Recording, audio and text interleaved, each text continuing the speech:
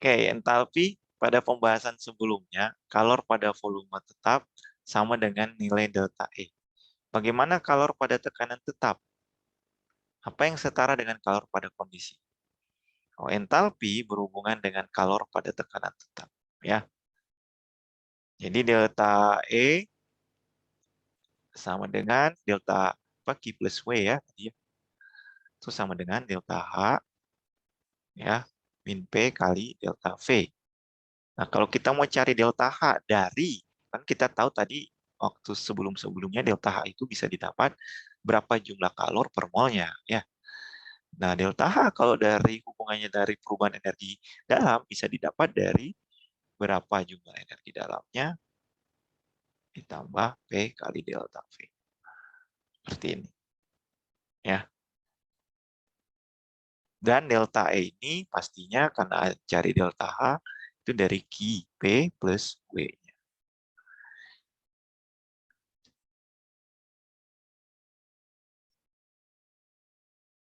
Ya.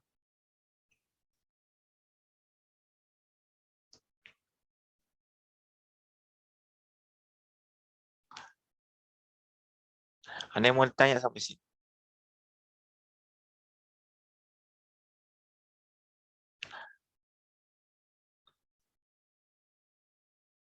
Oke, karena ini adalah Q P plus W, ini apa? Min W itu ya. Kan W itu apa? Min P kali delta V. Betul? Iya, Pak. Ya kalau plus W di ya ini jadi min W ya. Jadi kalau W kurang W jadi Q P kan. Jadi itulah kenapa delta H itu sama dengan Q pada tekanan tetap. Oke, berarti tadi nggak ke ini ya, ke record. Jadi kalau fungsi saya ulang lagi, kalau fungsi keadaan itu melihat kondisi awal dan kondisi akhir.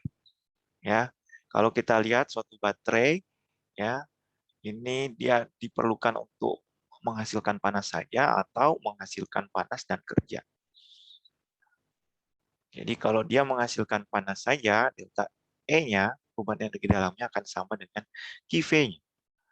Tapi kalau disambungkan dengan suatu penggerak atau generator di sini, dia akan melakukan kerja dan kerjanya akan lebih besar daripada Q.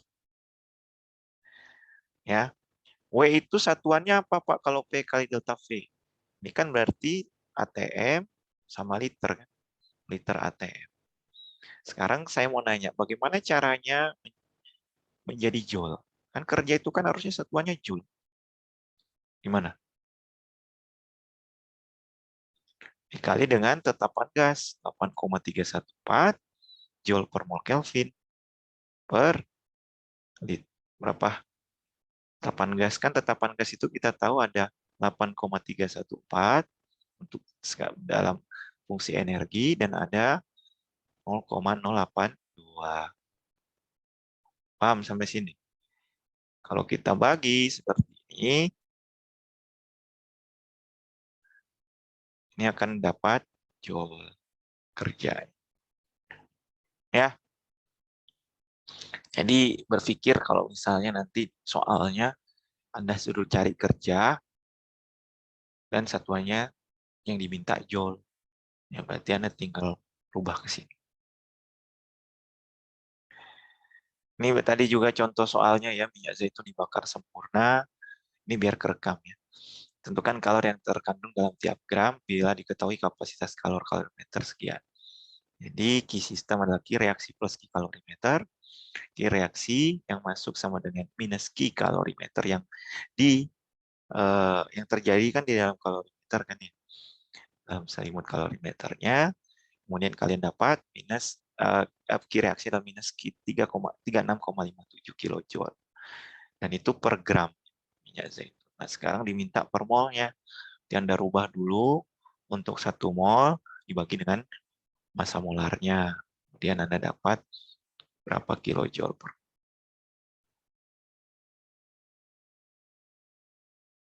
ya. Nah, hubungan antara delta H dan delta U, untuk delta U ini kita sebut sebagai perubahan energi dalam, sama saja ya. Pada volume konstan, W-nya 0, delta U atau delta E sama dengan QV, delta E sama dengan delta H plus W pada tekanan tetap. Jadi kalau misalnya jadi delta H sama dengan QV seperti ini. Nah, kalau dia persamaan gas ideal, P kali delta V ini kita bisa turunkan dari PV sama dengan nRT. Kita tahu volume itu kalau dalam gas akan sama dengan jumlah molnya. Kan karena gas itu selalu menempati wadahnya. Jadi kalau dia 2 liter berarti 2 mol gitu. Sama aja kita bisa bilang seperti itu. Karena dia menempati wadahnya. Jadi kalau volumenya, saya misalnya ada 1 liter gas oksigen, saya bisa bilang 1 mol gas oksigen. Karena kan dia menempati wadah. Yang mau berapapun wadahnya, kalau ada 1 liter, mol. Karena satuan volume itu liter kan. Satuan tekanan itu ATM. Ini mol, ini Kelvin. Itu ya, kayak kita dapat liter ATM per mol Kelvin kan. Halo? Paham di sini? Nah, karena kita menentukan R-nya, kita mau mencari merubahnya P kali delta V. Jadi delta V sama delta ini fungsi keadaan. Ya. Nah, awal dan akhir. Jadi kita masih bisa masukkan R kali T kali delta N. Delta N ini adalah mol. Perubahan mol. Nah, pada fasa gas.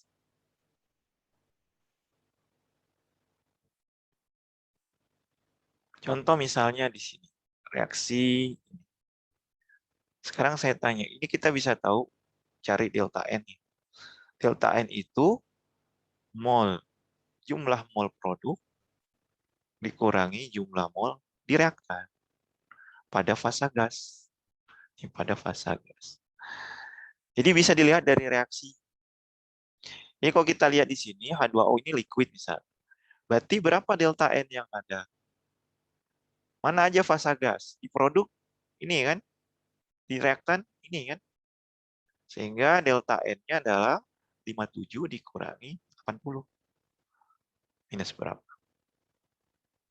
Itu adalah delta N dalam reaksi. Jadi hanya berlaku adalah delta N itu berapa jumlah mol produk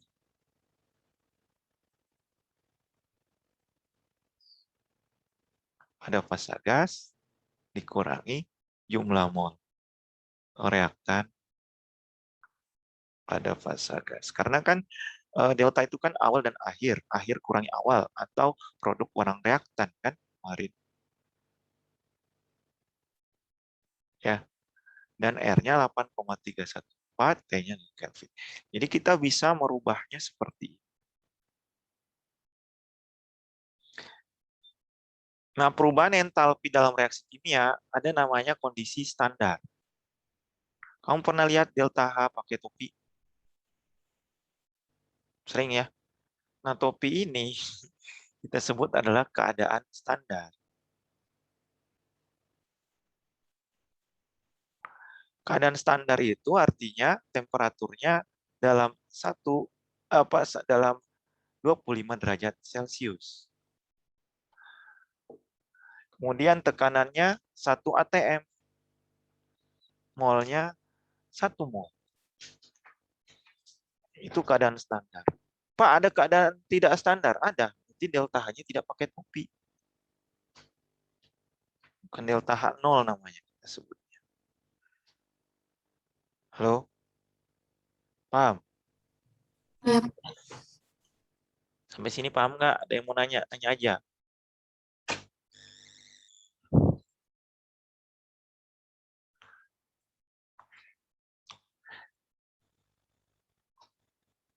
Pelan-pelan ya.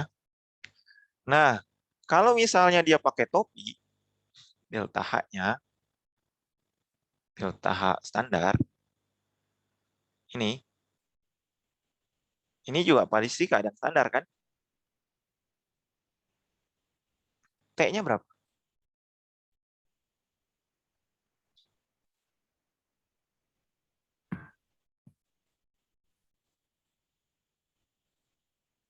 Hah? T-nya berapa? 25 derajat Celcius. Ya, kalau dalam Kelvin jadi 298 Kelvin. Jadi Dan Anda sudah tidak mikir lagi.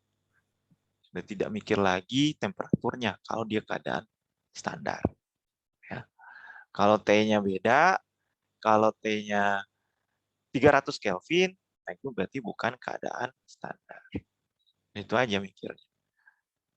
Ya, karena aturannya temperaturnya 25 derajat Celcius, jumlah zatnya 1 mol untuk reaksi pembentukan dan transisi fasanya. Jumlah zat sama dengan mol dalam persamaan kimia menggunakan acuan koefisien reaksi. Jadi menggunakan tadi koefisien di produk di keadaan gas dikurangi koefisien yang di reaktan pada fasa gas. Nah, energi dalam dan entalpi ini adalah fungsi keadaan dan juga kita sebut besaran ekstensif. Ya. Simbol delta E dan delta A juga menyatakan perubahan pada keadaan standar. Jadi kalau ada yang bilang delta H reaksi, keadaan standar ya pada tekanan 1 atm dan 25 derajat Celcius. Ekstensif itu maksudnya ada selisihnya ya.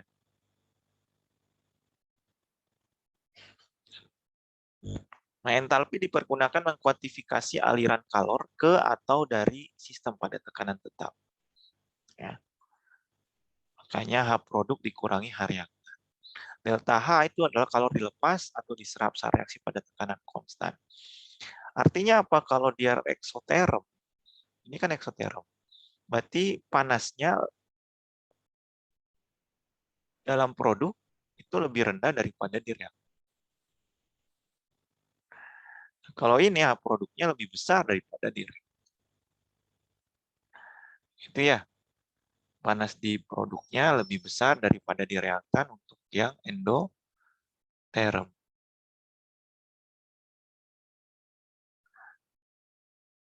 Dan delta H itu bisa didapat dari 3 hal. Cuman yang pertama, kita sudah bahas itu dari berapa jumlah kalor per mol. Yang kedua, kita bisa dapat dari perubahan energi dalam. Yang dari delta E sama dengan delta H plus W. Plus W min W ya? Min W ya? Dan delta E sama dengan Q plus W. Berarti kalau Q-nya sama dengan delta H, ya berarti kalau delta H sama dengan delta E min W. Itu ya. Halo. iya, Pak. Ya, sudah 2 hal yang Anda bisa dapatkan cari delta H. Ya, Q-nya kalau cari Q kan udah tahu ya C kali derivat T. Nah, delta H bisa bernilai negatif atau positif. Kalau positif disebut menyerap kalor. Reaksinya endotermik. Ya. Nah, kemudian kalau misalnya di soal ini berapa 6,01 kilojoule diserap tiap 1 mol es meleleh. Artinya eh, delta H-nya ini positif pada reaksi mol esnya meleleh menjadi cair. Ini endoterm, dia butuh panas sehingga dia jadi cair. Logikanya gitu. Nah, ini kita sebut namanya persamaan termokimia.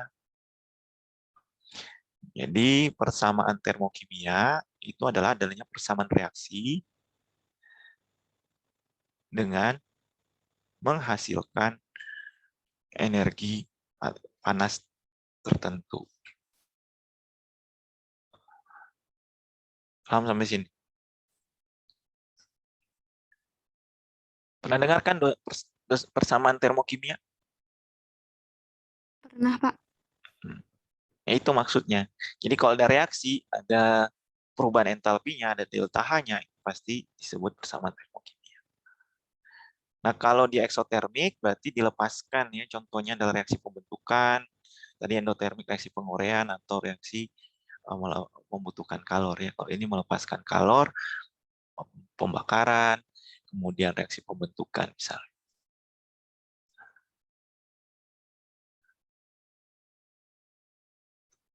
Ada mau ditanya, jadi kalau dilepaskan, kalau tadi diserap, dibutuhkan, nah itu endoterm. Kalau dilepaskan, menghasilkan, itu delta H-nya pasti negatif. Nah, ini yang Anda harus tahu, manipulasinya untuk persamaan termokimia. Yang pertama adalah kalau misalnya reaksinya dibalik. Ini pasti di SMA udah sering ya. Bagaimana reaksinya dibalik?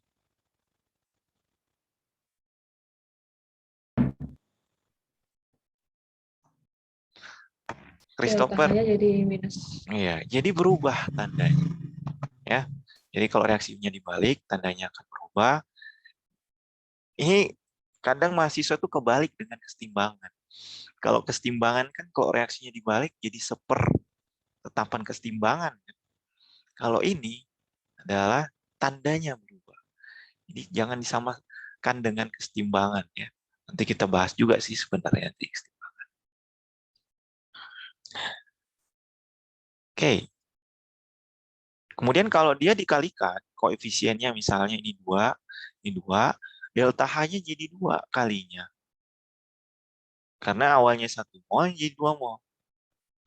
Betul kan? Makanya nanti kalau kamu mau cari berapa kilojoule per molnya, Anda harus bagi 2 lagi. Berarti 6 kilojoule per mol.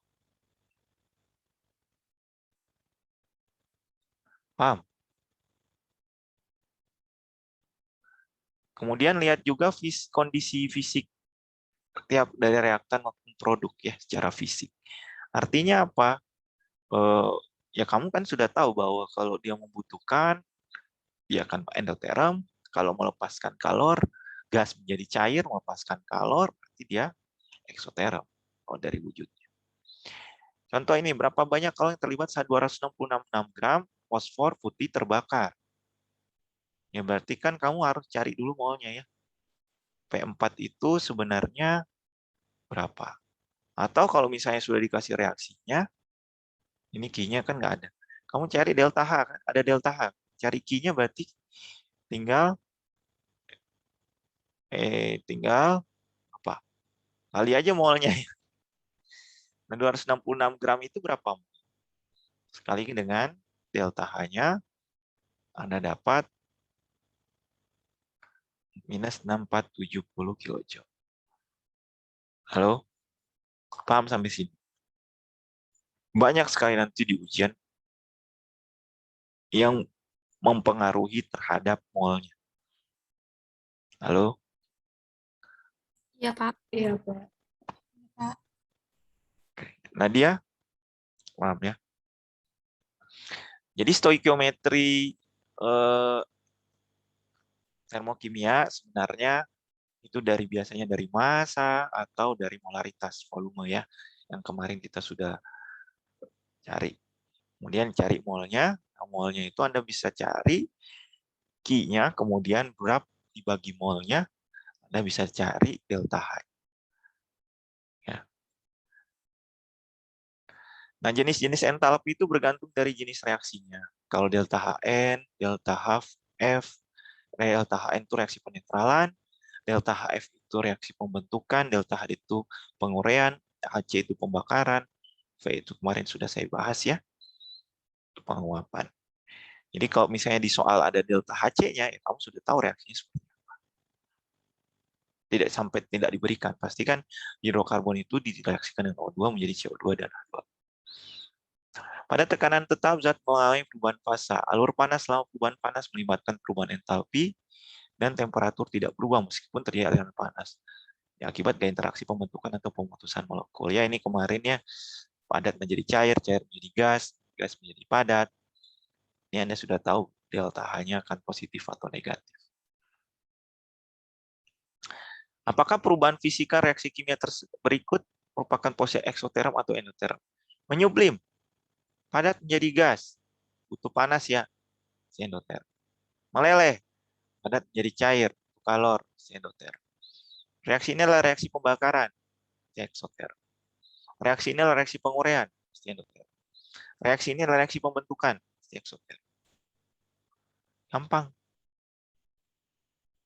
Ya, Kalau Anda pakai logika, bukan hafalan.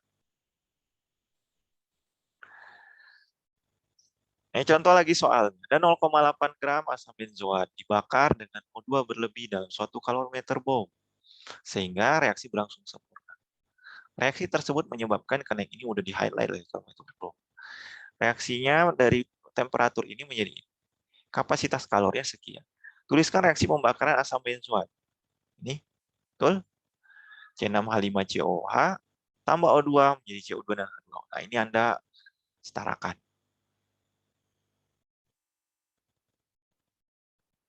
Salah setarakan ya. Hitung kalori yang direaksikan. Nah, kalau Anda mau cari kalori yang direaksikan, berarti Q sama dengan ini delta T ya. Ini C. Berapa nih? Dapat segini?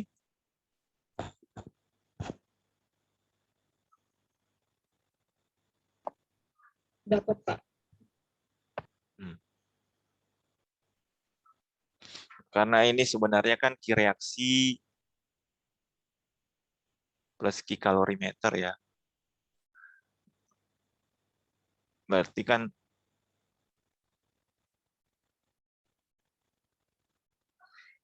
ya, ini harusnya negatif. Tapi nggak apa-apa, harga Q-nya kan dihasilkan, kan negatif. Hitung perubahan energi dalam yang terjadi pada pembakaran sempurna 1 mol. Kita tahu kalau cari perubahan energi dalam, dan ini menggunakan kalorimeter bom, W-nya sama dengan 0 kan? Energi pada volume.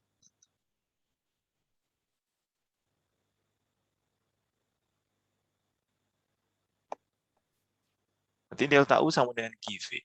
Sekarang kalau kamu mau cari kilojoule, berarti ini rubah ke kilojoule bagi molnya. Karena ini untuk 1 mol kan, ini udah 1 mol sebenarnya. Jadi ya udah kita bisa sebut ini satu apa per molnya saja.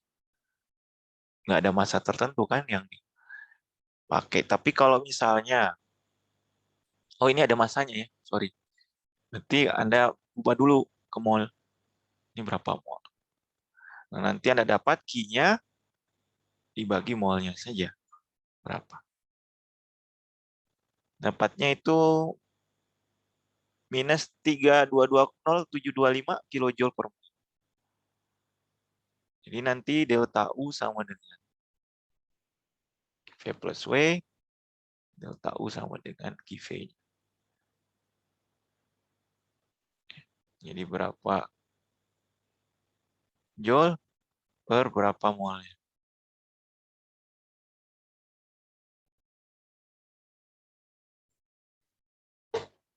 Ya, sekarang cari, ada yang mau tanya nggak? Nggak ada ya? Tentukan perubahan entalpi reaksi. Ini minus pasti jadinya kan ya, melepaskan. Karena reaksi pembakaran kan negatif. Tentukan perubahan entalpi reaksi pada suhu 25 derajat Celcius dari persamaan gas ideal. Nah, kalau ditanya perubahan entalpi dengan energi bebas, energi dalam, ya hubungannya begini kan. Delta H sama dengan delta U plus delta N RT. R-nya 8,314, T-nya 298, delta N-nya berapa? Kita lihat di sini. Ini yang gas yang mana? 7. Ini 17/2, benar? Itu yang di kiri O-nya 19, di kanan O-nya 17, Pak. 14. 14 tambah 3 kan 17. Tapi yang di kiri 19 itu 17 Oh, tambah ya. Ini ada yang salah ya. Harusnya 15/2 ya. Nah, ini harusnya 15. Ini tinggal kurangi aja, karena O-nya udah ada di sini. Betul ya? Halo? Berarti kalau kita lihat 15/2, ini 7. 15/2 itu berapa sih? 6,5 ya? 7,5. 7,5, Pak. 7 kurang Jadi kalau kita cari delta N-nya, berarti 7 dikurangi 7,5. Sama dengan minus 0,5. Betul ya? Oke, kita masukkan delta N-nya di sini. Ini harusnya minus ya. Oke, masukin minus di sini. Ini jadi positif. Ya. Hah? Apa? Ini kan minus ya. Ini positif ya. Ini harusnya liquid tadi ya. Ini salah ini. Pasanya. Ini jadi positif, betul? Kalau positif, ini jadinya 3226 ya. Halo?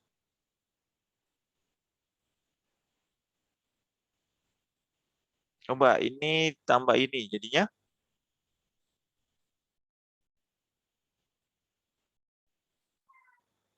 kan 3228 ya. Bukan jadi semakin negatif, tapi ada semakin positif. Ya. Ini salah tanda nih. Ini makanya kalau termokimia, kalau tandanya salah, bisa salah. Betul ya? Halo?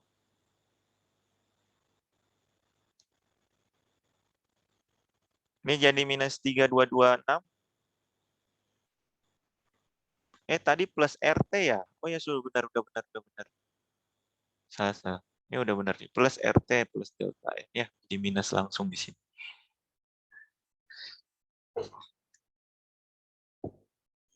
Saya kira tadi min RT delta N. Ini plus RT delta N. Jadi minusnya udah keluar. Oke?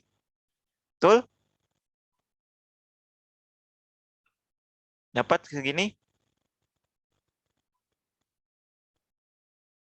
Jadi ini aplikasi, ada delta E-nya, ada Q-nya, ada C delta, ada delta H.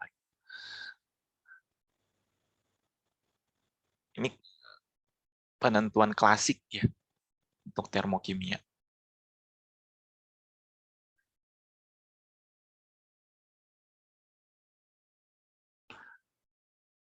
Ada yang mau ditanya dulu? Christopher ada yang mau nanya? Ken Dedes, Nadia, Mufti, Aska. Mau nanya? Halo? Belum ada, Pak. Belum ada, Pak. Mas ya. Jadi perubahan tanda itu sangat penting.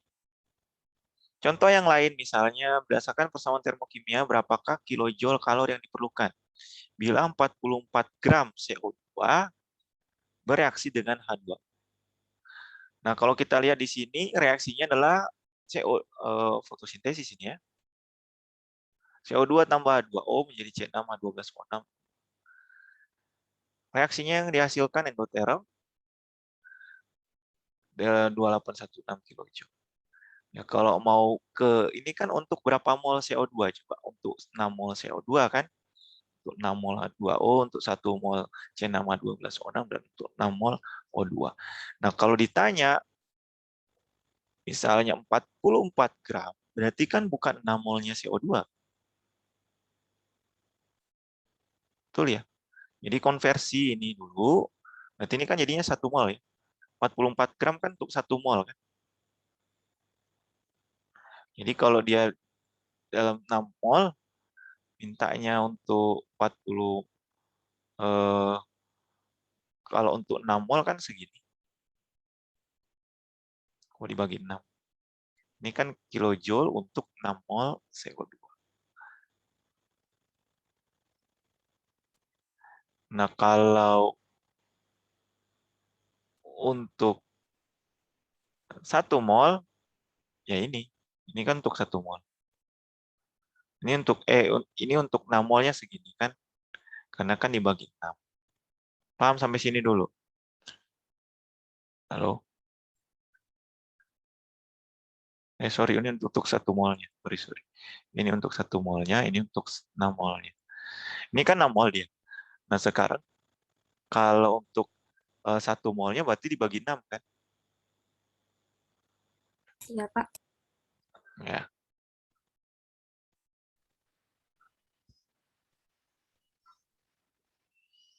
Oke. Nah, sekarang bila kalau yang tersedia 100 kilojoule, berapa gram CO2? Banyak nanti di soal-soal seperti ini. Kalau Peggy. Ini cuma konversi-konversi mol. Jadi kalau untuk 100 kilojoule tersedia 100 kilojoule, berapa gram CO2 yang dapat dikonversi menjadi glukosa? Ya berarti kamu dapat delta H-nya kan? Delta H sama dengan Q per mol. Q-nya ada 100 kilojoule, delta H-nya ada 2816. Jadi kamu bisa cari molnya kan? Dapat ya. Jadi 100 kilojoule ini delta H. Ini per 6 mol kan? Kemudian habis itu kali 44 gram CO2 per 1 mol. Jadi ini untuk masanya, massa molarnya. Ini untuk yang jadi cari MR-nya. Jadi kamu dapat mol sama dengan Q per delta H. Ya, ini. Habis itu kamu kali dengan 44 gram. Nah, di sini kamu bisa dapat berapa gram kalau dia 100 kilojoule. Ya, paham sampai sini? Cuman mainin delta H Q per mol. Ini contoh kerja tekanan dengan volume. Jadi misalnya ada perubahan volume segini, tekanannya sekian. Ya, tinggal masukin W sama dengan P kali delta V. Kemudian nanti rubah ke Joule. Ya. Ini kayaknya salah, ada yang salah deh di satuannya. Nanti. Terus kalau yang ini sudah ada W-nya, ini sudah ada Q-nya, berarti cari delta E-nya kan. Delta E sama dengan Q plus W. Ya, tinggal Anda cari delta E, ya, delta E-nya. Masukin ke sini. Ini kalau ini Joule. Ya, dicek jawabannya.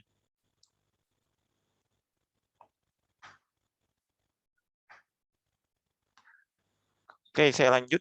Soal-soal sederhana lainnya, jika ada 0,5 mol karbon untuk membentuk karbon dioksida, menghasilkan 197 kilojoule.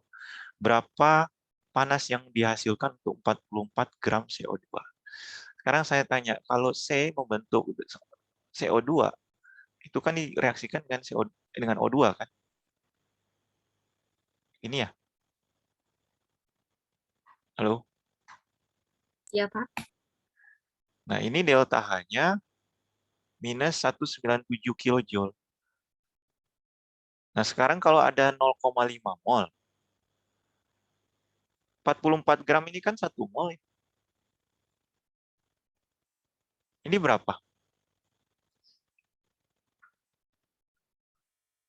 Kan ini bereaksi saat ini kondisinya 1 mol.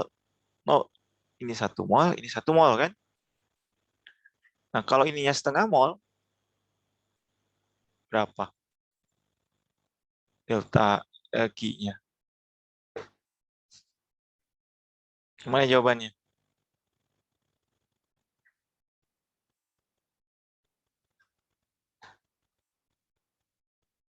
Ini kan? Jadi kalau karbonnya 0,5, sini kan ini untuk 0,5. Sorry. Nah, sekarang kalau ditanya untuk 1 mol, berarti 2 kalinya kan? Berarti ini untuk 0,5 mol. Jadi kalau untuk 1 mol, berarti 2 kalinya kan dari 197. Yaitu 394.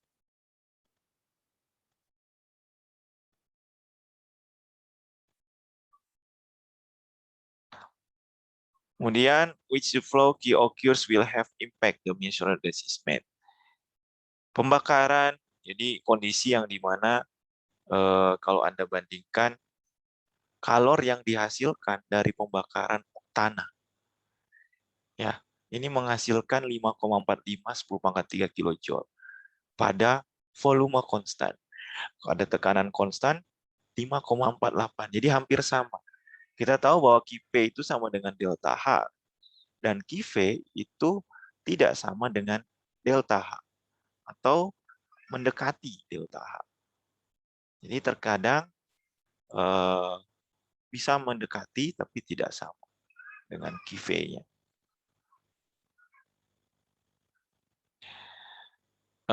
Ini adalah alur pembentukan dari padatan jadi uap. Di sini adalah kurva panas ya. Di sini dari awalnya melting, tambahan panas. Di sini adsorb, artinya ada kalor yang diserap sehingga menjadi uap. Kalau ini kalor dilepaskan ya terhadap temperatur. Dan di sini ada namanya kondisi dari eksperimen ya. Ini temperaturnya akan 100 derajat tapi kalornya akan bisa bertambah. Tapi pas 100 derajat, pas di atas 1400 kalornya dia akan bisa naik lagi. Seperti itu.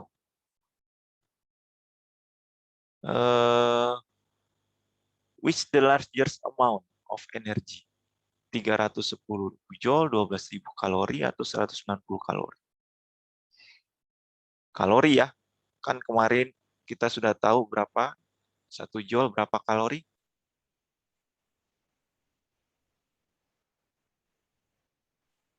Anda ya konversinya. Jadi Anda bisa tahu. 3 metal, 3 logam. Ada aluminium, ini kalor jenisnya, kopernya kalor jenisnya sekian, dan besi kalor jenisnya sekian.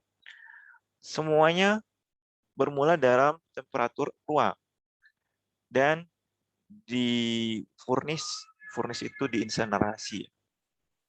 Bakar pada suhu tinggi 90 detik.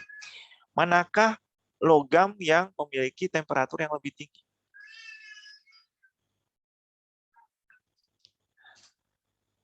Aska yang mana?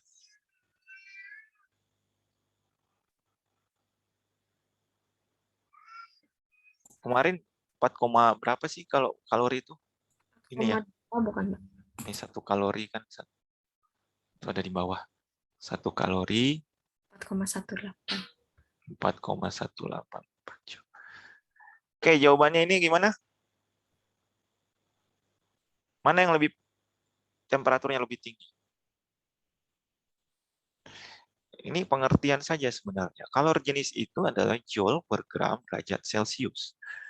Kalau kalor jenisnya rendah yang mana?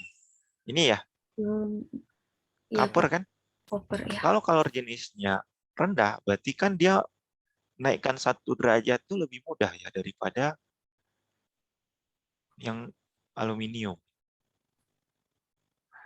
Tentunya kalau dipanaskan lebih dengan suhu yang sama, dengan waktu yang sama, ya pasti lebih panas ini. Karena dia punya kalor jenis yang rendah. Ya sama-sama orang kurus sama orang gendut gitu ya. Nah orang kurus dipanasin sedikit langsung bisa nyerap gitu ya. Kalau orang gendut kan belum misalnya, masih hangat gitu ya.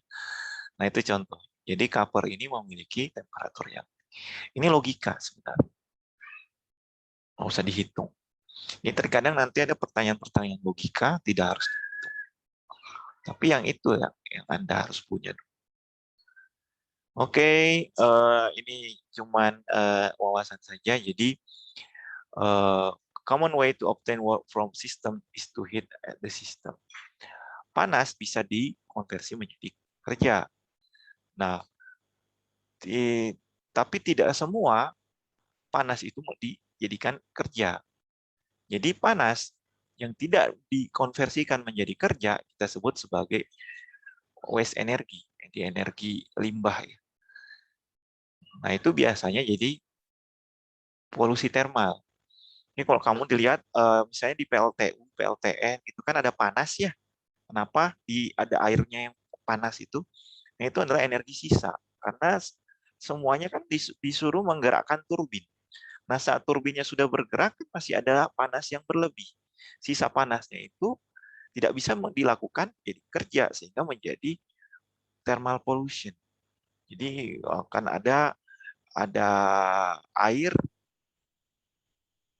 ya yang akan mengalir itu jadi sehingga menjadi air panas dibuang.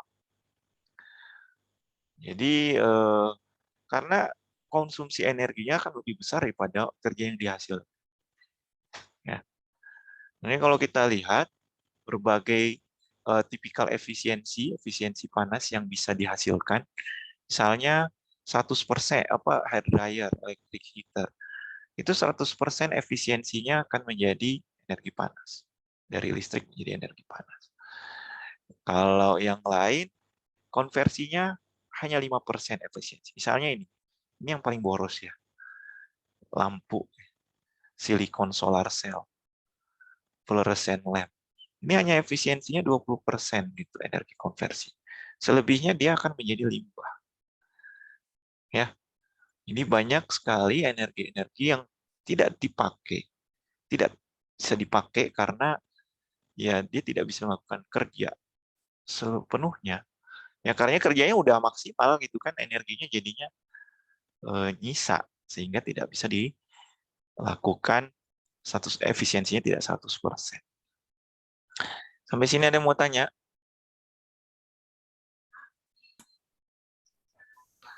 Oke, sekarang udah jam.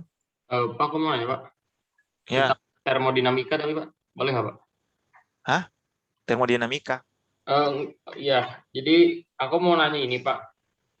Kalau perubahan fasa pada setiap proses termodinamika, misalnya kayak isobarik itu kan berarti reaktannya gas, terus sama, jadi semuanya itu gas, jadi reaktan sama produknya gas. Terus kalau misalnya isotermik apa ya? Gimana ya, Pak? Saya kurang ngerti soalnya. Apa? Putus-putus? Kalau misalnya isobarik kan gas gitu kan, Pak.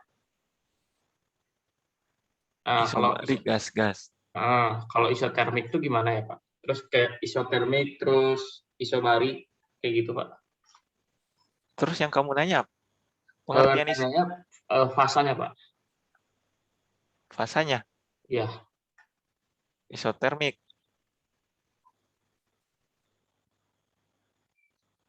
Kalau hubungannya sama delta E sama dengan delta H. Tadi ya, kalau yang ini ya tetap selalu menggunakan gas yang delta nRT ini ya. Cuman pengertiannya isobarik itu tekanan konstan, isotermik itu temperaturnya konstan. Ya. Jadi itu suatu kondisi saja yang bisa dibuat. Kalau dalam suatu reaksi ya untuk melakukan kerja biasanya dalam bentuk, kan energi termal nanti itu adalah bentuknya adalah gas kan, uap. Sehingga selalu yang dilihat adalah perubahannya menjadi fasanya gas. Ya kalau misalnya ini delta N-nya berapa kalau ini? 0 kan? Ini ada 2, di sini ada 2. Bisa saja saling menghabiskan gitu ya, saling menghilangkan. Jadi energi yang dihasilkan di produk sama dengan energi yang dihasilkan di reaktor. Ini delta N-nya akan bisa jadi 0. Nah, sehingga delta H-nya akan sama dengan delta E. Jadi energinya tetap segitu, tidak ada penambahan dari kerjanya. Terus, Pak, kalau aku mau nanya lagi, kalau misalnya N2O4 itu kan fasanya gas, terus kan dia menjadi 2NO2 gas. Kenapa dia tidak dikatakan sebagai isobarik, Pak? Ini kan reaksi penguraian.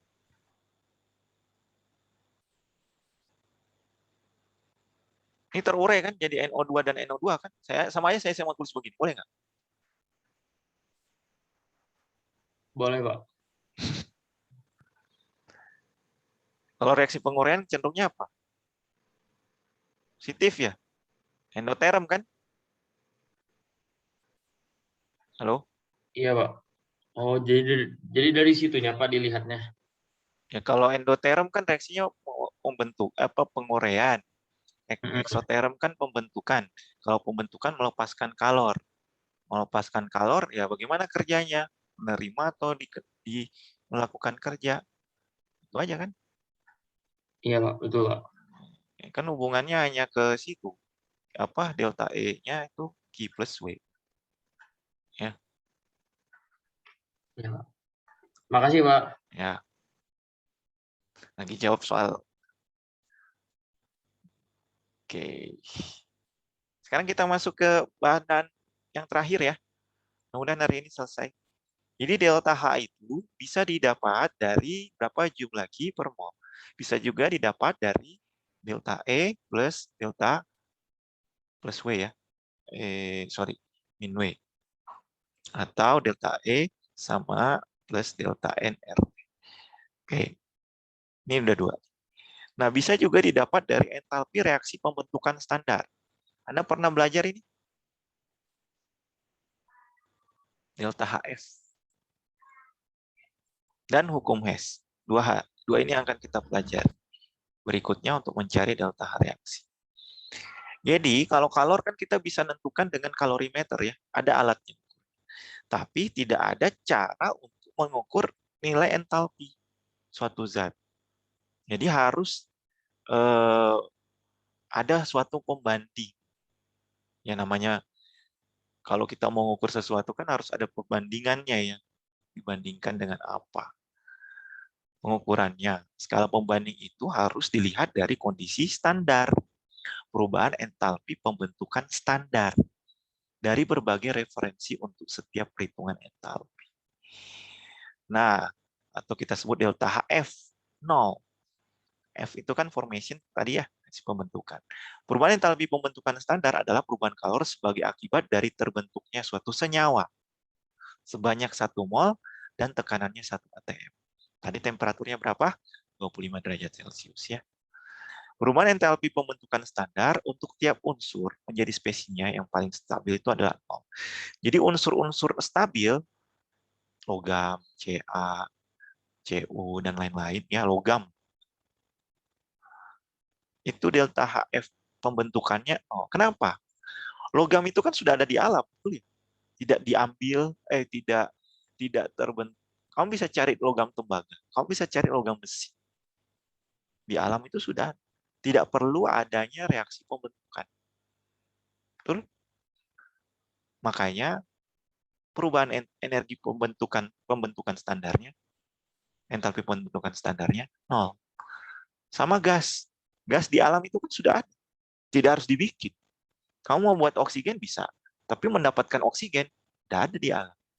Sehingga delta H-nya juga 0. Paham sampai sini? Kenapa 0? Karena sudah stabil. Nah, beda sama dengan O3 misalnya.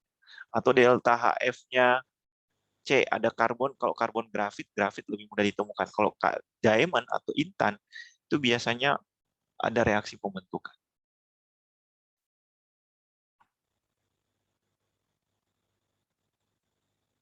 Paham? Halo? O2 ini kan salah satunya dibentuk dari O radikal gitu ya. Jadi O3 misalnya. Artinya kan pasti ada delta H-nya. Dia tidak 0. Ozon itu kan pasti dibentuk dari ada suatu reaksi. Nah, bagaimana caranya mencari delta H dalam reaksi pada keadaan standar dari delta HF produk? Dan dari delta HF zat-zatnya, spesies yang pembentuk. Itu kita bisa dapat dari delta HF di produk, spesies yang ada di produk, dikurangi delta HF di reaktan. Nah, kalau kita lihat di sini, delta HF setiap spesies itu spesies yang bisa ada di alam, itu 0 kan ya, yang stabil. Tapi kalau yang bisa yang dibentuk itu pasti ada nilainya. Anda bisa lihat di buku ya, di e-booknya. Bisa tahu delta HF-nya bagaimana. Nah, jika ada reaksi seperti ini kan punya delta HF sendiri ya. Saya punya delta HFA, ada delta HF-nya si B, ada delta HF-nya si C, ada delta HF-nya si D. Gimana kita bisa carinya? Ya dari berapa jumlah delta HF, ya total berapa jumlah delta HF yang ada di reaktan. Sampai sini ngerti? Halo? Paham ya? Iya, Pak. Ini satu cara untuk mencari delta H reaksi. Tapi kondisinya keadaan standar. Ya, dia harus pada keadaan standar. Kemudian ada namanya hukum Hess. Ini ketika reaktan terkonversi menjadi produk, besar perubahan entalpinya adalah tetap. Meskipun reaksi dilakukan satu tahap atau beberapa tahap. Jadi ketika reaktan terkonversi menjadi produk, dia kan punya delta H nih. Dia punya delta H. Tapi kalau ada reaksi-reaksinya bertahap, nah delta H-nya itu adalah delta H akhirnya, reaksi akhirnya itu penjumlahan dari delta H tahap-tahap reaksi tersebut. Contoh misalnya, ini ada suatu kita sebut namanya diagram Hess. Diagram Hess itu sebenarnya diagram alur diagram energi ya. Jadi kayak loop gitu ya. Jadi misalnya ada C ditambah O2 menjadi CO dan setengah O2. Ini ada berapa reaksi? Ada 3 ya. Ini reaksi pertama, ini reaksi kedua, dan totalnya ini adalah reaksi ketiga. Saya mau gambar diagram Hess seperti ini atau dari atas ke bawah atau dari kiri ke kanan sama aja ya. Bisa saja kamu bisa gambarkan. Nah, ini berarti ada 3 reaksi kan. Penjumlahan 2 delta H ini adalah delta H-nya untuk reaksi ketiga. Nah, bagaimana cari delta H3? Yaitu penjumlahan. Makanya tadi dia adalah besaran ekstensif, besaran yang bisa ditambahkan gitu ya dari tahap-tahap yang ada. Sampai sini ngerti? Halo? Ya, Pak. Tanya aja kalau nggak ngerti. Saya bisa buat ke samping kan? Saya bisa buat seperti ini, grafit. Jadi tulis dulu kalau mau buat diagram Hess itu, tulis dulu reaksi totalnya. Ya. Kemudian ini menjadi ya ini kan reaksi totalnya ya. Ini saya mau tambahkan ke atas boleh ya? Ini menjadi CO. Itu. Kemudian kemudian CO-nya ini ditambah setengah O2 sama aja sih.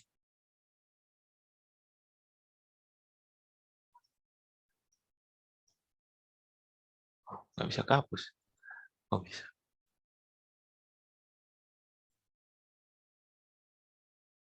Jadi ini delta H1, ini delta H2, ini delta H3.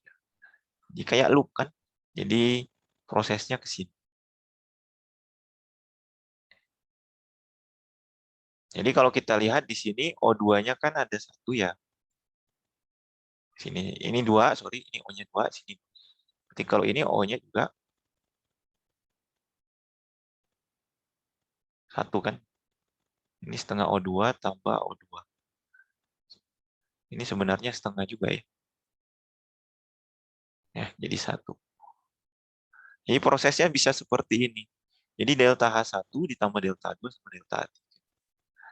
Nah, kalau dia berubah tanda, reaksinya berubah. Kebalikannya kan. Kalau panahnya ini saya rubah, ini saya ke atas. Nanti ini jadi positif. Betul nggak? Halo? Iya, Pak. Jadi penjumlahannya juga akan berbeda lagi. Gitu ya. Seperti itu. Nah, ini nanti di soal banyak sekali seperti ini. Kok dibalik-balik mana panahnya. Nah, sekarang kalau tadi dari diagram Hess ke persamaan termokimia. Sekarang dari persamaan termokimianya sendiri dari berbagai tahap. Tentukan entalpi pembentukan standar CS2 jika diketahui tahap-tahapnya. Kita tahu pembentukan standar adalah C ditambah S. S itu kan gas ya, dan dia diatomik ya, jadi CS2. Jadi reaksi totalnya sebenarnya ini. Bagaimana kita mau cari reaksi total ini dari 3 reaksi ini? Analisis kan. Yang pertama kamu tulis dulu kan reaksi totalnya mau seperti apa. S-nya rombik, bukan gas. Nanti dikasih tahu lah soal ininya, reaksi total. Nah, sekarang saya tanya, yang pertama diapain? Jadi tadi bukan C plus S2 ya. C tambah 2S. Jadi fasanya adalah rombik. Rombik ini adalah salah satu fasa. Ini nanti kita akan bahas itu di bab terakhir terkait fasa. Kenapa karbon itu ada grafit, jadi kan umumnya padat, cair, gas, ya, solid, liquid, gas. Tetapi ada beberapa unsur yang memiliki fasanya tidak solid saja, tapi bisa rombik, bisa ortorombik dari struktur kristal. Kemudian grafit, terus satunya intan, gitu ya. Tapi semua padat. Itu ada, kita bahas di situ. Oke, dimintanya seperti ini reaksi. Reaksi pertama diapain? Tetap, dibalik, dikali. Apa aja pilihannya? Yang pertama tetap. Tetap. Ya, karena C-nya selalu di kanan. Kemudian yang kedua, dikali Dikalikan 2. 2. Yang terakhir dibalik perubatan. Nah, delta H yang kamu dapat adalah pastinya adalah penjumlahannya. Yang ininya coret. Nih. O2 di sini ada 3. Di sini ada 3. Coret. Tidak diperlukan. CO2 di kiri ada 1. CO2 yang di kanan ada 1. SO2 ada 2. Di sini ada 2. Sehingga dapat juga reaksi yang dimintanya. Sehingga kita tinggal tambahkan. Ya. Paham sampai sini? Halo? Paham, Pak. Oke, ini seharusnya di SMA udah sering. Oke, kalau sudah paham, maka selesailah termokimia. Sampai situ.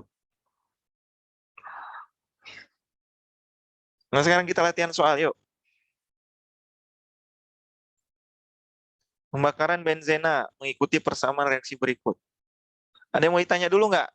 Sampai sini? Udah, kalau kalian sudah ngerti diagram Hess, itu sama pembentukan standar, tinggal sudah. Jadi delta H itu bisa 4 kalian bisa tentukan. Dari Q per mol, dari E perubahan energi dalam, dari entalpi pembentukan standarnya, dan yang terakhir dari hukum Hess. Tadi dari berbagai tahap reaksi. Nah, ini contoh dalam 5 menit. Coba Anda bisa kerjakan nggak? Ini menentukan delta H pada kondisi penentuan perubahan entalpi pembentukan standar. Ini ada semua di buku, makanya kayaknya soalnya nggak akan soal yang kayak gini nggak akan keluar. Kenapa? Karena ini sudah ada di internet semua ini. Nilai-nilai ini kan sudah ada di internet. Kalaupun delta HF-nya yang dicari, sudah tahu gitu. Jadi nggak akan mungkin dicari delta HF. Kemungkinan akan berhubungan ke kalor atau jumlah mol. Karena kan delta H itu kan sebenarnya berapa energi termal yang dihasilkan. Ya. Nah, energi termal ini mau dipakai buat pembakaran, buat energi lain, energi yang lain, bisa.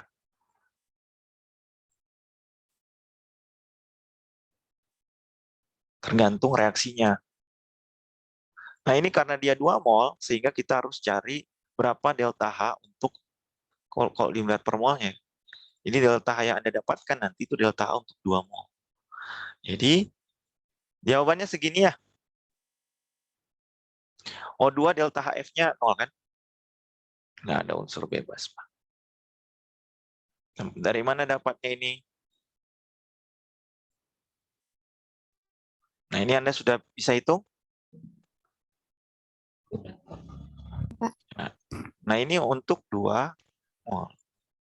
Yang diminta adalah, karena reaksinya ada 2 mol, jadi untuk 1 molnya kita bagi 2. Paham ya? Jadi, semua tergantung penyetaraan Anda. Anda salah setarakan, salah. Pak, saya nggak mau 2, ini jadi 15/2, boleh. Ya kalau 15/2 ya nggak usah lagi dibagi 2. Nah, ini udah 1 mol. Ini jadi 6 ya. Ininya jadi 6, ini jadi, betul ya? Ini jadi 3. Bisa. Jadi berangkat dari reaksi. Salah reaksi, salah setarakan, salah. Mau capek-capek itu nggak akan ketemu.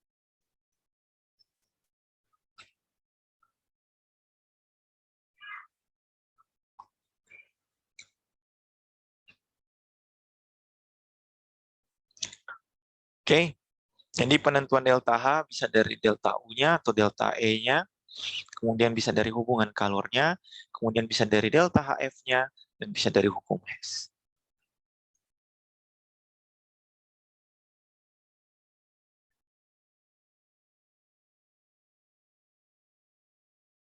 Nah ya, paham? Udah habis termokimia. Jadi kalau misalnya nanti ada soal selain ini, selain bahasan sampai hukum Hess, itu nanti semua akan dipelajari di termodinamika. Ya, semua akan dipelajari di termodinamika di semester 2. Sekarang kita coba soal yang lain. Oke, mulai. Berapa ini? Ini delta HF-nya untuk H2O, untuk FeOH, untuk H2O. Berapa delta H-nya?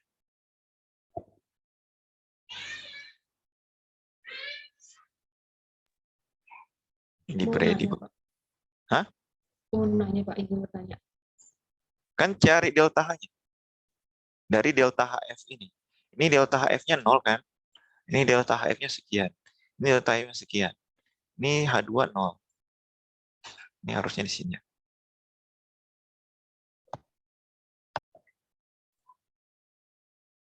Absen sudah dibuka, silakan. Bisa absennya? Bisa Pak absen. Absen di 6 aja, nggak usah di Edunix lah. Oke. Jawabannya berapa? Ingat, ini dikerjakan dulu. Ini dikerjakan dulu dalam kurungnya, jangan dicampur-campur. Ini, oh ini udah dikerjakan dulu, udah jadi minus ya. Ya. Jawabannya berapa? 321,8, Pak. 21,8. Ya, kilojoule. Ya. Ini masih main delta H delta. Nah, di ujian ada cari ini, terus nanti dipakai misalnya, dipakai untuk panasin kompor.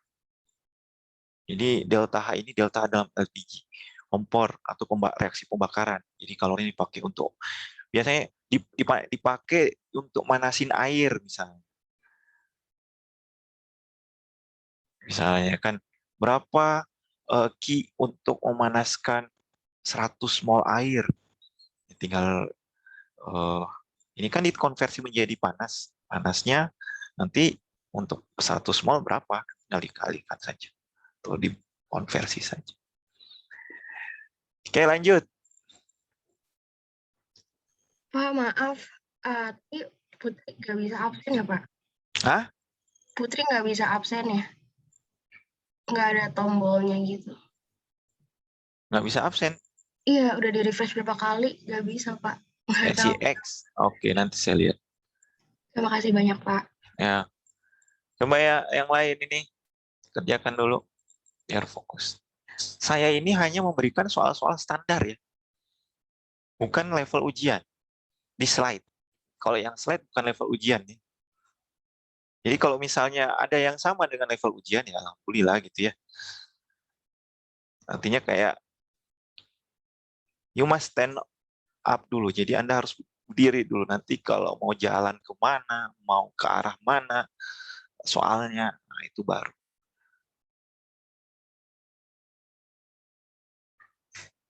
Besoklah kita coba variasi soal.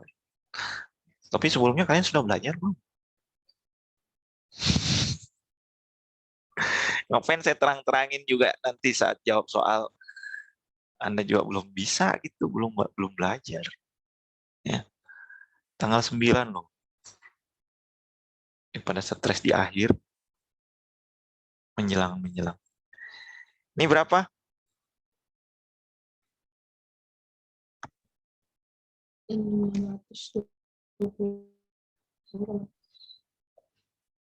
kita mau yang ini ya, mau reaksinya ini.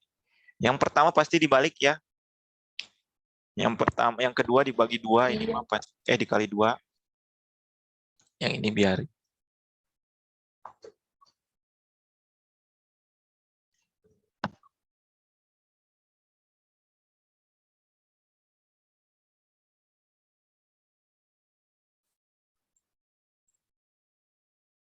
Segini.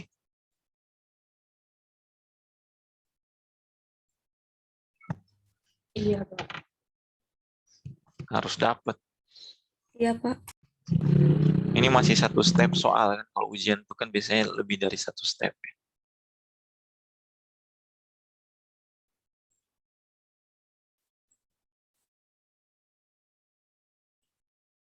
Yang lainnya bisa absen selain Putri.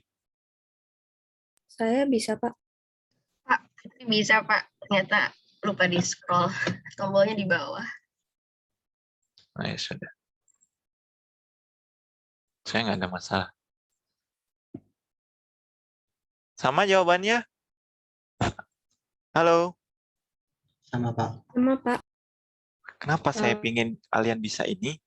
Karena ini cuma satu step, nggak mungkin di ujian kan kalau yang begini. Di ujian kan contohnya yang kayak tadi kan, cari delta H, cari Q, cari delta E. Itu loh. Bisa saja itu jadi satu soal. Ujung-ujungnya suruh cari delta E gitu. Artinya kan kamu cari Q dulu, baru cari delta H, atau cari delta H dulu, baru cari delta E-nya. Ya. Ini cuma cari delta H doang. Ini harusnya kurang dari 2 menit. Kalau misalnya suruh cari delta E, suruh cari Q. Ya.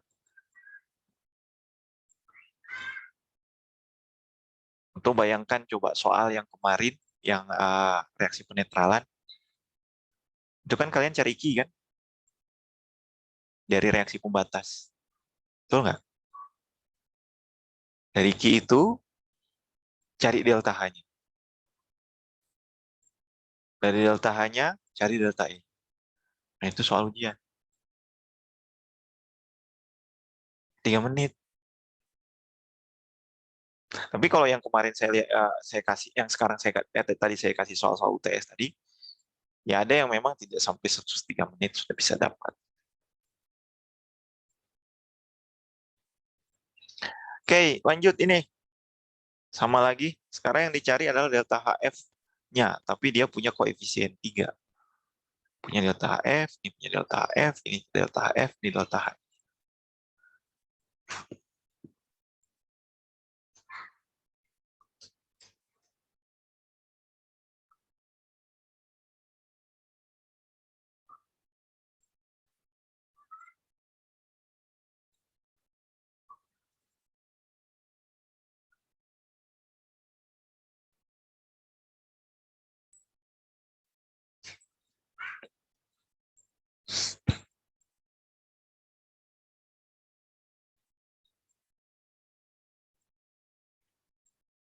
Sudah?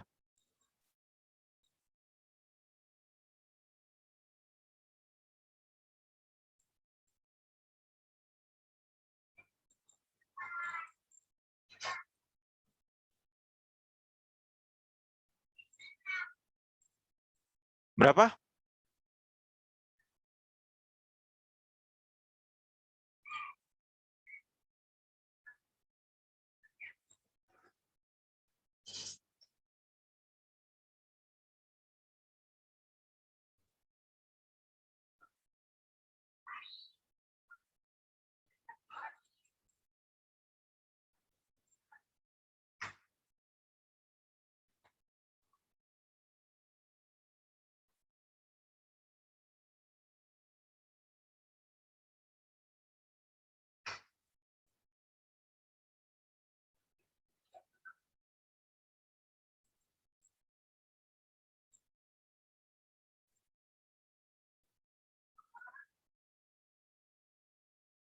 Halo? Nggak ada yang mau jawab? Yang ujian. 198,3. Yang penting mah semua berawal dari reaksi. Jawabannya minus 272,1. Salah di mana, ayo? Aku sama Pak. Kayak gitu. Kalau ada yang salah, dikoreksi salah di mana. Karena ya ini bukan ujian ya. Kalau ujian itu sudah harus matematika dasarnya jangan sampai lupa. Jangan sampai coret-coret, pindahkan, puasnya jangan lupa.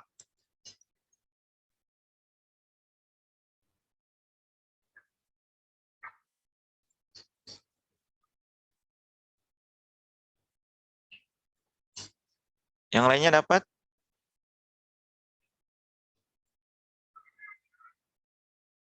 Halo. Nah, ini yang dicari. Nah, kalau kamu pindah-pindah ruasnya salah, salah. Ini produk ya. Sorry.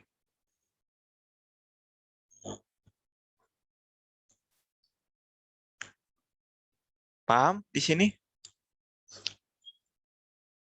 Tadi yang jawab satu itu salah di mana, yo?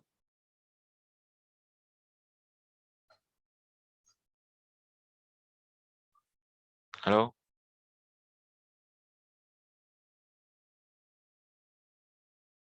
Salah pindah ruas ya? Atau plus minusnya ya? Salah mengkalikan koefisien. Oh, koefisiennya. Jadi ingat, koefisiennya adalah pengalinya di sini ya. Nanti jangan lupa dibagi 3 ya. Untuk cari delta F, FeO. Karena kalau kamu dapat ini untuk 3 mol. Nah, untuk 1 molnya dibagi 3. Reaksi manakah yang sesuai dengan definisi entalpi pembentukan standar dari NaHCO3? Ayo.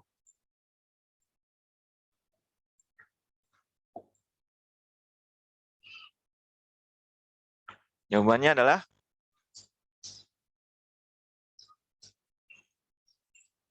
pembentukan standar dari spesies-spesies yang stabil. Ini, ya, pasti yang A ya. Yang ini nggak mungkin, kenapa? Ya, ini tidak bisa terbentuk jadi ini kan pasti. Kalau pembentukan itu dari senyawa yang stabilnya atau unsur-unsur stabilnya, ya. Jadi bukan dari sini, bukan juga dari sini, bukan juga dari sini. Ini kalau ini nggak mungkin. Baru kita sebut ini adalah delta HF. Kalau ini berarti delta H. Ini apa? Reaksi pembentukan dalam ionnya ya. Tapi ya nggak ada ini. Nggak ada HCO3 itu yang ini nggak ada delta H, nggak akan mungkin terjadi. Ini nggak akan mungkin terjadi ini penguraian. Ini delta HD ya. Nah, kalau ini mungkin ini delta H. Tapi bukan dari keadaan standarnya. Ini kan dari awal. Jadi bukan keadaan standar ini. Ini delta HF biasa. Kalau keadaan standar dia harus dari spesies-spesies stabil dasar. Ngerti sampai sini?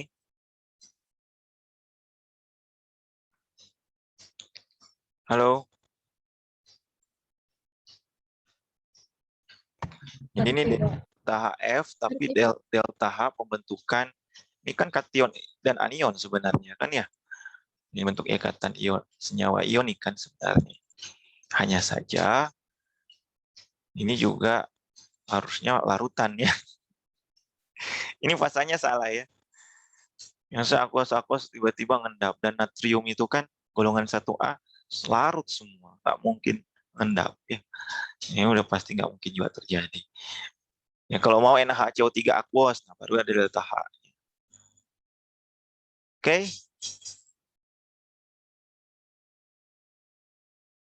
Jadi kalau misalnya Na plus tambah HCO3 minus menjadi NaHCO3 dan ini aqueous, Nah, ini namanya delta H. Juga ada delta H-nya.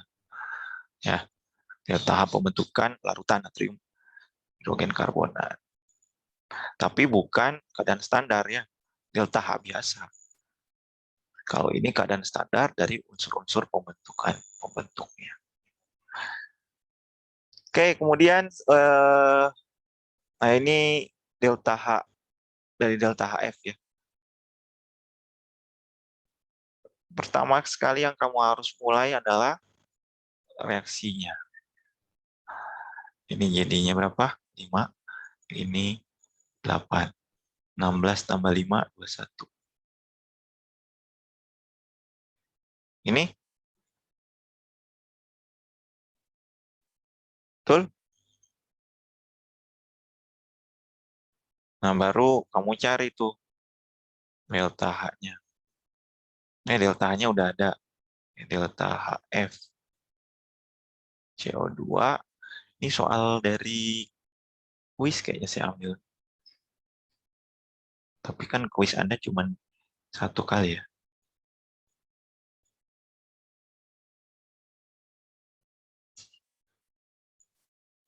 Ini yang dicarikan. Halo?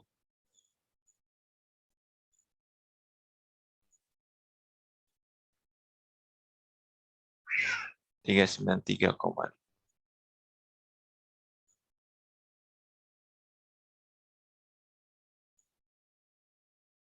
ini aja. Bisa ya? Pak mau nanya Pak, Ya, Joshua, silakan. itu H2O-nya nggak dikali 5 Pak? Oh iya, sorry. Makasih, Nah, Pak. dah. Udah ya, nanti kamu dapat delta HF-nya berapa.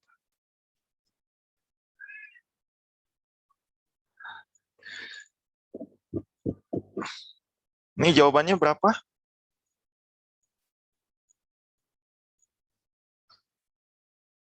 Udah jam segini. Masih banyak soal yang bisa dipakai, dikaji. Jawabannya, nggak ada jawabannya saya dapat. Belum saya kasih kuncinya. Ada ya jawabannya ya? Saya ada kalkulator. Udah berapa nih? Siapa yang sudah dapat? Aku 2.623,5, Pak. 2000? 623,5. Kalau aku negatif 669,5. Aku juga yang A Pak, negatif 6. Nah, yang penting ada jawabannya. Kalau nggak ada jawabannya salah. Ya, Pak, kayaknya salah plus minusnya. Nah, coba latihan lagi ya.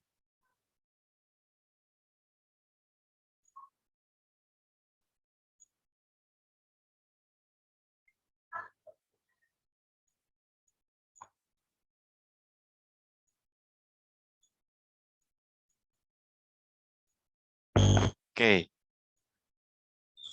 Nah, ini coba kamu coba di rumah ya. Ini salah satu soal UTS. Saya bilang standarnya soal UTS itu ada. Kalau termokimia itu ada hukum Hess-nya tuh, ada cari Q-nya, kemudian LTE-nya, kemudian cari delta H-nya. Gitu ya.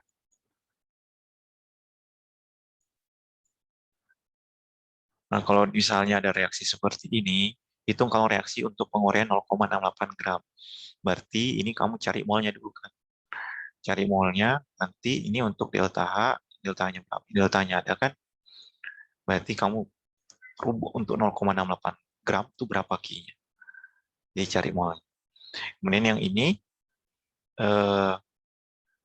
masukkan ke delta E sama dengan QV plus W. Itu ya. Nah, berarti bisa masukkan delta E sama dengan, ini Q-nya ada kan? QV plus delta nRT. Nah, delta N-nya berapa di sini? 1 ya. Dari reaksi. 1 kan? 1. R-nya 8,314. T-nya 298. Maka dari situ kamu dapat delta E. Nah, sekarang itu entalpi pembentukan standar H2O2 jika diketahui H2O liquid 285. Ingat, ini fasanya liquid. Ini fasanya liquid. Cari delta HF.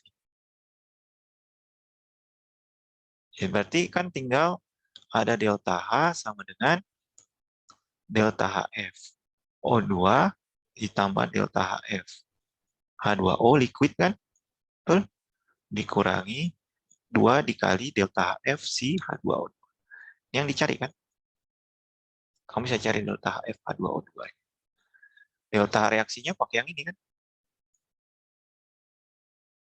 196,2.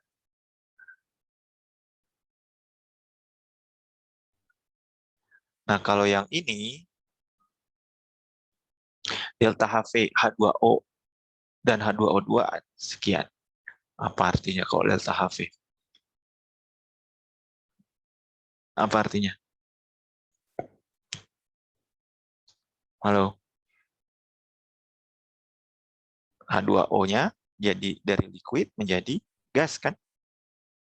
Kan penguapan. Ya nggak? Iya, Pak. Kan saya bilang kalau ada diketahui begini-begini, kamu udah harus pikirkan reaksinya apa. Penguapan kah? Penetralan kah? Kemudian ada 449. Tentukan delta HD H2O2. Gas. H2O2 tapi dalam bentuk gas. Ini kan liquid. Gimana? Ini menjadi 2H2O gas dan O2 gas kan? Gimana dapatnya? Berarti kita di sini ada 3 reaksi. Hukum Hess jadinya. Reaksi pertama, reaksi kedua, reaksi ketiga. Tuh nggak? Mau cari ini. Mau cari reaksi akhirnya ini. Gimana caranya? Ya tinggal seperti hukum Hess lagi tadi. 2H2O menjadi 2H2O liquid tadi ya. Terus ada H2O2 gas menjadi H2O2 cair. Betul? Kemudian ada H2O liquid menjadi H2O gas. Nah, sekarang saya mau jadi 2H2O2 tambah 2H2. Ini gas ya. Menjadi 2H2O tambah O2 gas. Gimana caranya? Ini dikali 2. Betul? Berarti delta HAV-nya kali 2 kan? Sorry, ini liquid jadi gas. Berarti yang ini dibalik dan dikali 2. Betul? Habis ini kan? Jadi dibalik, jadi gini. Gas, ini jadi liquid. Kemudian ini kali 2 juga ya. Oh, ini nggak dibalik. Yang ini dikali 2. Udah. Habis. Jadi ini kan. Kamu dapat delta. Ini delta H-nya. Sehingga kamu bisa dapat delta HD-nya H2O2. Ini kan delta HD sebenarnya. Tapi cair. Ini delta HD-nya gas. Paham? Nah, yang banyak keluar nanti yang ini biasanya. Kalau dilihat jawabannya, ini. Jadi rubah ke molnya. Cari Q-nya dalam bentuk 0,08 gram. Kemudian masukkan delta nRT. Ini. Yang B ya. Yang C kamu cari delta HFH2O2. Karena itu tadi 2 mol ya. Jadi untuk 1 molnya dibagi 2 ya. Oke. Kemudian ini yang D-nya. Jadi 2 kali delta V tambah. Jadi tinggal dijumlahkan saja. Dan yang dikali 2 tadi yang mana? Tambahkan.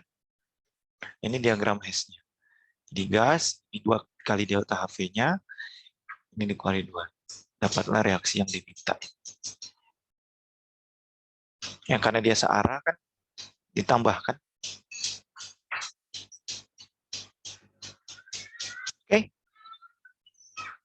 Sampai sini dulu, waktunya juga sudah habis.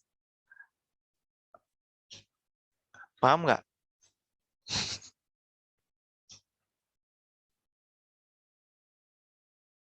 Coba di rumah ya. Ya, Pak. Nah, sekarang akan di screenshot. Nah, ini salah satu contoh soal UTS untuk termokimia.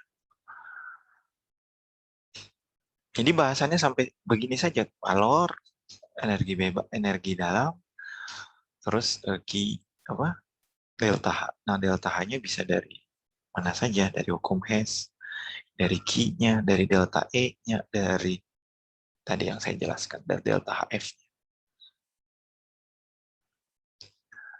Oke, sampai sini ada yang mau tanya satu pertanyaan?